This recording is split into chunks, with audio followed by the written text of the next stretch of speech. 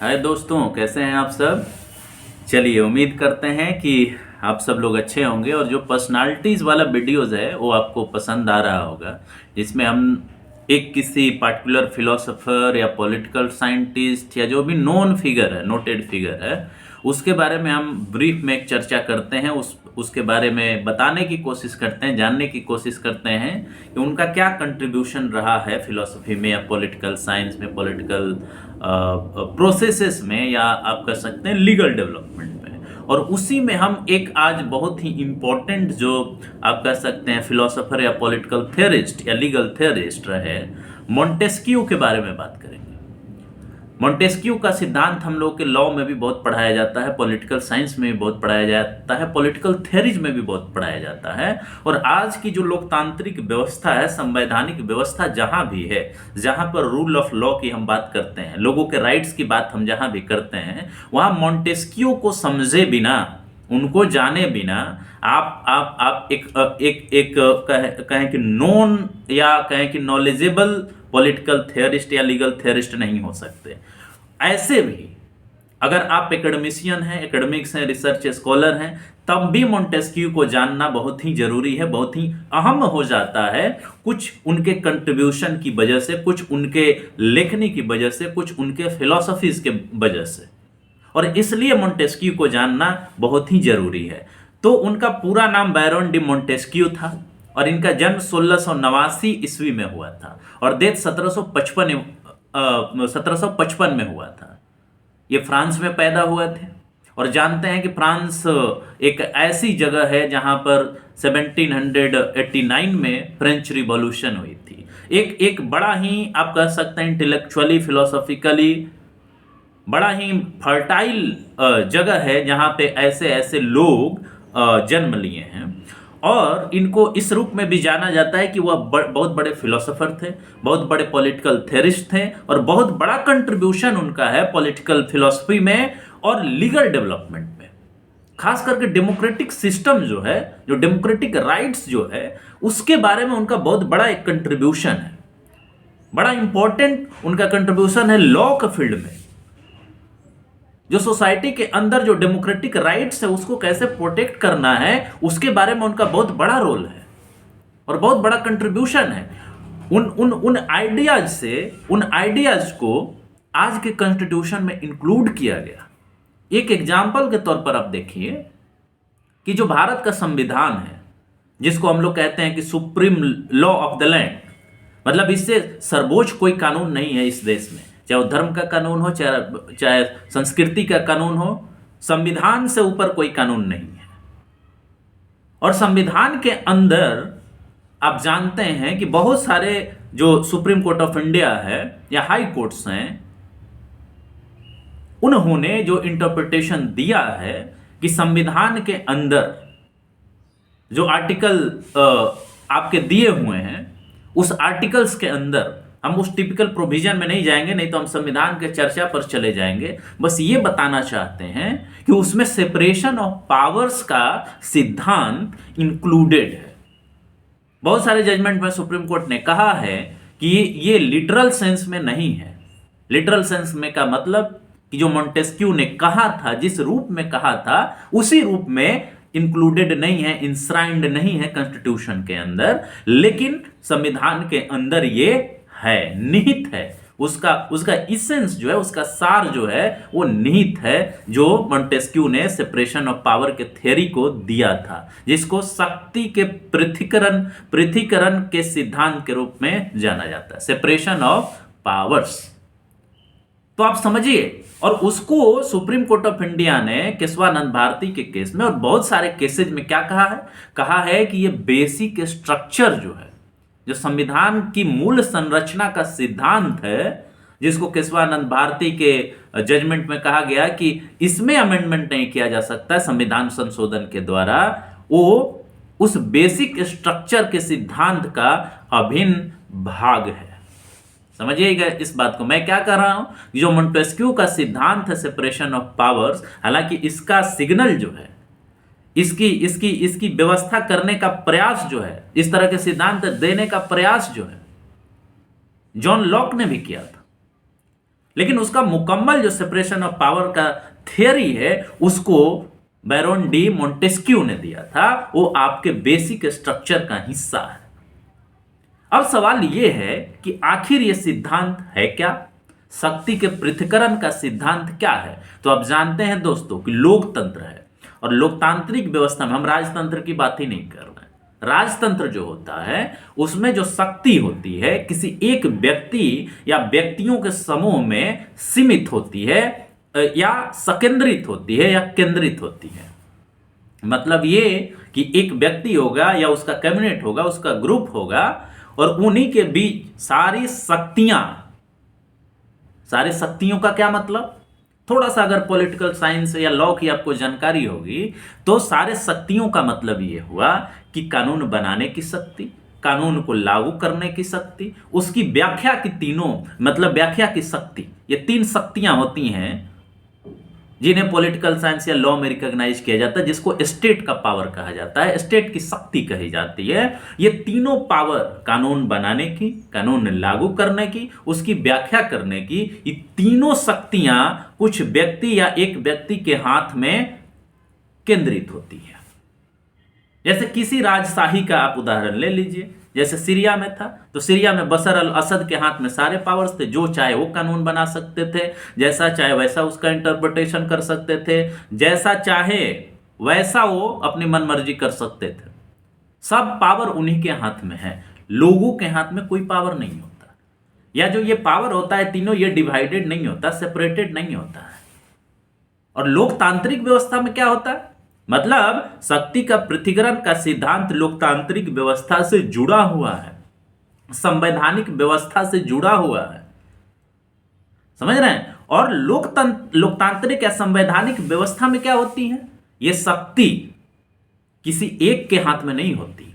जैसे भारत में आप उदाहरण लीजिए, भारत में कहा जाता है कि भारत एक राज्य है। राज्य का मतलब ये राज्य नहीं जो स्टेट्स होते हैं, ये राज्य नहीं। पॉलिटिकल साइंस वाला राज्य की अगर हम बात करें तो अगर वो राज्य है तो उसकी तीन शक्तियां हैं, कानून बनाने की शक्ति, कानून को लागू करने की शक्ति, उसकी व्याख्या करने की शक्ति। और इन तीनों शक्तियों को करने के लिए तीन ऑर्गन हैं स्टेट के। पहला क्या है, लेजिस्लेचर है जो कानून बनाता है, एग्जीक्यूटिव है जो उसको लागू करता है, और जुडिशियरी बैठी हुई है कि उसकी व्याख्या करेगी वो। लेकिन इसका मतलब यह नहीं है कि तीनों के बीच में कोई संबंध नहीं है। इसी को कहा जाता है कि स्ट्रिक्ट सेपरेशन नहीं है इंडिया के अंदर। एक बैलेंस है, चेक एंड बैलेंस है, सबका एक दूसरे के साथ संबंध भी है। एक ऑर्गन जैसे लेजिस्लेचर है वो एग्जीक्यूटिव पर कंट्रोल भी करता है, बहस के माध्यम से, पार्लियामेंट्री डिबेट्स के माध्यम से। एग्जीक्यूटिव भी कंट्रोल करता है लेजिस्लेचर को, जुडिशियरी भी कंट्रोल करता है इन दोनों को, और जुडिशियरी को ये दोनों कंट्रोल करते हैं। इसको कहता है चेक एंड बैलेंस का थ्योरी। और इसीलिए कहा जाता है कि यहां पर स्ट्रिक्ट सेपरेशन ऑफ पावर नहीं है। लेकिन इस थ्योरी को आपके संविधान का बेसिक स्ट्रक्चर बताया गया है। कोई कानून बनेगा, इस सिद्धांत का ध्यान में रखना ही रखना है। अगर नहीं रखा गया है तो संवैधानिक व्यवस्था का उल्लंघन माना जाएगा। और इसीलिए कहा जाता है कि यहां पे स्टेट के तीन ऑर्गन भले ही हैं, लेकिन सबसे सर्वोच्च कौन है, तो सबसे सर्वोच्च संविधान है, क्योंकि संविधान ने इस व्यवस्था को एक्सेप्ट किया है, एडॉप्ट किया है। ये इतना बड़ा कंट्रीब्यूशन देने का श्रेय किसको जाता है, वो है बैरोन डी मोंटेस्क्यू। मोंटेस्क्यू ने ही सेपरेशन ऑफ पावर का सिद्धांत दिया था, थ्योरी दिया था, जो कि लोकतांत्रिक देशों में, जहां भी लोकतंत्र है, जहां भी संसदीय प्रणाली है, जहां पर राइट रिकॉग्नाइज किए गए हैं, वहां पर इस थ्योरी को एक्सेप्ट किया गया है संविधान के अंदर। तो आप समझिए 1689 में इनका जन्म हुआ था, 1755 में इनका देहांत हुआ था। और जो सिद्धांत इन्होंने दिया, आज उसको हम कुछ बदल करके, कुछ थोड़ा सा परिवर्तन करके हम लोग रखे हुए हैं। कुछ देशों में इस सिद्धांत को बड़ा ही स्ट्रिक्टली फॉलो किया जाता है। कहा जाता है कि फॉलो किया जाता है थ्योरेटिकली, लेकिन ऐसा है नहीं। जैसे अमेरिका में कहा जाता है कि इसका स्ट्रिक्ट प्रोविजन है कि इसको हम लागू करेंगे, यानी जुडिशियरी केवल जुडिशियरी का काम करेगी, कानून की व्याख्या का काम करेगी। लेजिस्लेचर केवल कानून बनाएंगे, एग्जीक्यूटिव केवल उसको लागू करेगा, लेकिन किसी व्यवस्था को चलाने के लिए इस तरह का स्ट्रिक्ट सेपरेशन नहीं रखा जा सकता। प्रैक्टिकली अगर हम देखें, थ्योरेटिकली नहीं, थ्योरेटिकली बहुत अच्छा आइडिया है, लेकिन प्रैक्टिकली अगर व्यवस्था चलानी हो तो ऐसा नहीं किया जा सकता है। और इसी की वजह से सुप्रीम कोर्ट ऑफ इंडिया ने बहुत सारे केसेज में कहा कि the possibility to implement separation of power strictly is not possible, और इसलिए ओवरलैप है। लेकिन ये एक बहुत बड़ा कंट्रीब्यूशन है मोंटेस्क्यू का आपके पॉलिटिकल और लीगल फिलॉसफी में। फिर उसके बाद आप देखिए कि सेपरेशन ऑफ पावर का जो इन्होंने थ्योरी दिया, उन्होंने एक किताब लिखी थी जो बहुत ही सेमिनल बुक मानी जाती है, the spirit of the laws, 1748 में इन्होंने लिखा था। और इसी में इन्होंने ये आइडिया दिया था जिसको यूनाइटेड स्टेट्स ऑफ अमेरिका का जो संविधान है वो एक्सेप्ट करता है और कानून में इसको मान्यता दी गई है। फिर उन्होंने टाइप्स ऑफ गवर्नमेंट की बात करी थी। टाइप्स ऑफ गवर्नमेंट, उन्होंने गवर्नमेंट को तीन तरह के सरकारों में, गवर्नमेंट्स में विभाजित किया था। पहला रिपब्लिक्स। तो रिपब्लिक्स क्या होता है? रिपब्लिक्स का मतलब ये होता है कि जहां पे जो हेड ऑफ स्टेट होता है, जैसे भारत है तो भारत का हेड ऑफ स्टेट कौन है? प्राइम मिनिस्टर ऑफ इंडिया नहीं है, वो हेड ऑफ द गवर्नमेंट है, वो सरकार के मुखिया है, वो राष्ट्र के मुखिया नहीं है। और राष्ट्र का मुखिया कौन है? राष्ट्रपति, द प्रेसिडेंट ऑफ इंडिया। वो यहां का फर्स्ट नागरिक होता है, वो इस राज्य का प्रमुख है। और उसको जो वो जो ऑफिस होल्ड करता है, उस ऑफिस में बैठने वाला व्यक्ति लोगों के द्वारा चुना जाता है। वो चुनाव प्रत्यक्ष हो सकता है या अप्रत्यक्ष हो सकता है। भारत में अप्रत्यक्ष है। वैसी शासन व्यवस्था जिसके राष्ट्र का प्रमुख वहां के लोगों द्वारा चुना जाए, चाहे प्रत्यक्ष या अप्रत्यक्ष रूप से, उसको हम लोग रिपब्लिक कहते हैं। और इस रिपब्लिक का एक मतलब, इस रिपब्लिक को भी एक प्रकार मानते हैं मोंटेस्क्यू सरकार का। फिर मोनार्कीज, जिस मोनार्की के बारे में हमने बताया, राजतंत्र, जहां पे कोई किसी वंश में पैदा हुआ इसलिए राजा बन सकता है। वो कहेगा कि हम भाई किसी देवता के स्वरूप हैं, रूप हैं, हम दैवीय शक्ति से बने हैं। वहां पे कोई सेपरेशन ऑफ पावर नहीं होगा, कोई राइट नहीं होगा। और वहां पर जो कस्टम और लॉज बनाए गए हैं वो उसी हिसाब से बनाए गए हैं। वो राजतंत्र होता है, वो राजतांत्रिक व्यवस्था होती है। इसके साथ डिस्पोटिज्म की बात इन्होंने की, जहां पर एब्सोल्यूट पावर किसी के हाथ में कंसंट्रेटेड होता है और वो उस हिसाब से राज करता है लोगों के ऊपर। आप ये समझिए बात को। लेकिन आजकल जब हम देखेंगे तो मोनार्कीज और डिस्पोटिज्म में बहुत बड़ा डिफरेंस नहीं रह गया है।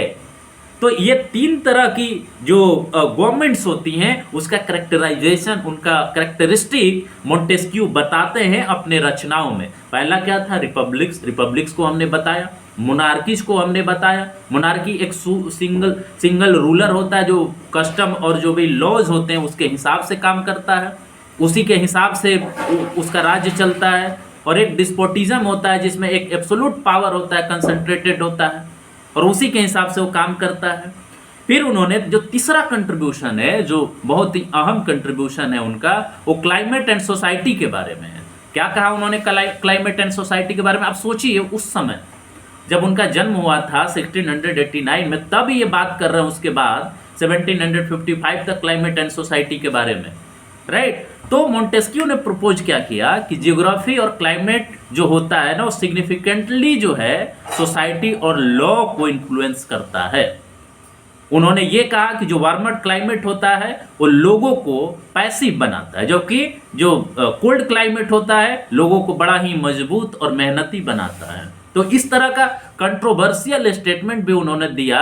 एक तरह से रीजनल डिस्क्रिमिनेशन की भी बात इससे उठ सकती है कि भाई जो ठंडे प्रदेशों में होगा वो बहुत मेहनती होगा और गर्म प्रदेशों में होगा बड़ा लेजी होगा। तो इस तरह की बात आज साइंटिफिकली नहीं प्रूफ होती है। फिर उन्होंने लिबर्टी के बारे में भी बात की, और लिबर्टी के बारे में बहुत इंपॉर्टेंट चीज उन्होंने कही कि लिबर्टी जो है वो एक एबिलिटी है। और एबिलिटी किस लिए है? ताकि जो एब्सोल्यूट रूल है उसके खिलाफ हम खड़ा हो सके। फिर चेक एंड बैलेंस की बात उन्होंने कही, जो कि हम ऑलरेडी डिस्कस कर चुके हैं कि किसी के हाथ में पावर दीजिए तो इसका यह मतलब नहीं है कि उसको एब्सोल्यूट पावर दे दीजिए, जो मन है सो करे। उसके ऊपर चेक एंड बैलेंस रखने की जरूरत है। और इस तरह आप देखते हैं कि उनका एक बहुत बड़ा कंट्रीब्यूशन है। मेजर वर्क क्या रहा उनका? द पर्सियन लेटर, 1721 में पर्सियन लेटर उन्होंने लिखा और उसमें बड़ा ही आलोचना के तौर पर बड़ा ही क्रिटिकल तरीके से फ्रेंच सोसाइटी, पॉलिटिक्स और रिलीजन को उन्होंने क्रिटिसाइज किया, और एक फिक्शनल पर्सियन ट्रेवलर के माध्यम से। दूसरा, द स्पिरिट ऑफ लॉज, जिसको हमने कहा कि जिसमें उन्होंने सेपरेशन ऑफ पावर का कंसेप्ट दिया। ये बहुत ही इंपॉर्टेंट बुक है, कंप्रिहेंसिव ट्रीटाइज है मोंटेस्क्यू का, या मैग्नम ओपस भी कह सकते हैं, जो लीगल सिस्टम को, गवर्नेंस को, प्रिंसिपल ऑफ पॉलिटिकल इंस्टीट्यूशंस को एनालाइज करता है, और सेपरेशन ऑफ पावर को एक फाउंडेशनल थ्योरी के रूप में प्रपोज करता है कि अगर ये लागू किया जाएगा तो लोगों का लिबर्टी, लोगों का राइट जो है वो प्रोटेक्ट होगा। इसी के साथ इस तरह से इन्होंने लॉ में और पॉलिटिकल साइंस में बहुत बड़ा योगदान दिया, या कह सकते हैं कि फाउंडेशन जो है मॉडर्न कॉन्स्टिट्यूशनलिज्म का इन्हीं ने रखा, इस थ्योरी के माध्यम से। इसके बिना आप कॉन्स्टिट्यूशनलिज्म की बात ही नहीं कर सकते, रूल ऑफ लॉ की बात ही नहीं कर सकते, सुपरमेसी ऑफ लॉ की बात ही नहीं करते। रूल ऑफ लॉ की अगर बात करना है तो इनको पढ़ना ही पड़ेगा आपको। रूल ऑफ लॉ स्थापित ही नहीं हो सकता बिना सेपरेशन ऑफ पावर के। तो इन्होंने एक बहुत बड़ा योगदान दिया रूल ऑफ लॉ को स्थापित करने में। इसके साथ साथ जो एब्सोल्यूटिज्म है, मोनार्की है, अथॉरिटेरियन रिजीम है, उनका क्रिटिकल एस्पेक्ट इन्होंने डेवलप किया, जो यूरोप में उस समय प्रिवेल करता था, फ्रांस में प्रिवेल करता था। तो यह बड़ा ही ध्यान देने वाली बात है कि कितना बड़ा योगदान जो है मोंटेस्क्यू ने दिया। इसका बहुत बड़ा पुनर्जागरण में रहा, इनलाइटनमेंट में रहा, डार्क एज को जो यूरोप में खत्म किया गया उसमें बहुत बड़ा योगदान मोंटेस्क्यू का रहा। तो इस प्रकार से आप देखते हैं कि आज का जो डेमोक्रेटिक सिस्टम है, आज का जो कॉन्स्टिट्यूशनल सिस्टम है या कॉन्स्टिट्यूशनलिज्म है, जिसका बहुत बड़ा हिस्सा रूल ऑफ लॉ से गवर्न होता है, सेपरेशन ऑफ पावर से गवर्न होता है। तो इस तरह से कॉन्स्टिट्यूशनलिज्म को डेवलप करने में, रूल ऑफ लॉ को डेवलप करने में, राइट्स को डेवलप करने में, लिबर्टी को डेवलप करने में बहुत बड़ा योगदान बैरोन डी मोंटेस्क्यू का है, जो कि एक फ्रेंच फिलोसोफर थे। और आज भी जब हम देखते हैं, आज भी जब हम लोकतंत्र की बात करते हैं, लॉ बनाने की बात करते हैं, तो आज भी पूरा का पूरा लॉ मेकिंग, जब कानून बनता है तो लेजिस्लेचर को ध्यान में रखना पड़ता है कि उसमें सेपरेशन ऑफ पावर हो। नहीं तो सुप्रीम कोर्ट ऑफ इंडिया क्या करेगी? कानून को ले जाइएगा, वहां चैलेंज करिएगा और कहिएगा कि देखिए सर, इसमें सेपरेशन ऑफ पावर का वायलेशन हो रहा है।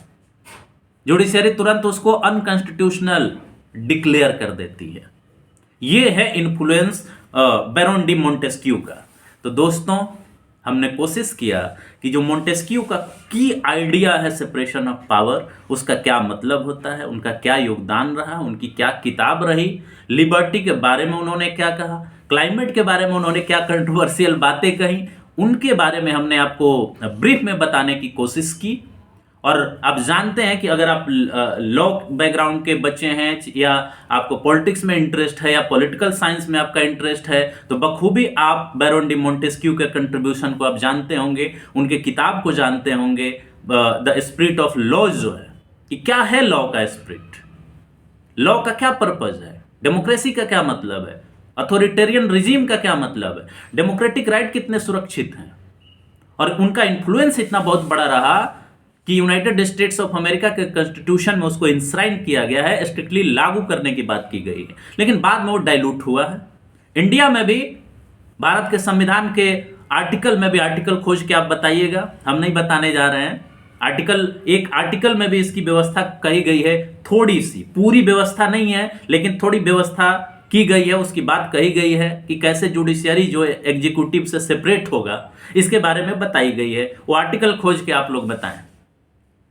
तो कहने का मतलब यह है कि आपके संविधान के इंटरप्रिटेशन के दौरान जुडिशियरी ने, सुप्रीम कोर्ट ऑफ इंडिया ने इस प्रिंसिपल को जो स्पिरिट ऑफ लॉज में, द स्पिरिट ऑफ लॉज में दिया है मोंटेस्क्यू ने, रिकॉग्नाइज किया है कि ये यहाँ का के संविधानिक व्यवस्था का बेसिक स्ट्रक्चर है, संविधान का बेसिक स्ट्रक्चर है, जिसको अमेंडमेंट के द्वारा भी नहीं बदला जा सकता, कॉन्स्टिट्यूशनल अमेंडमेंट के द्वारा भी नहीं बदला जा सकता।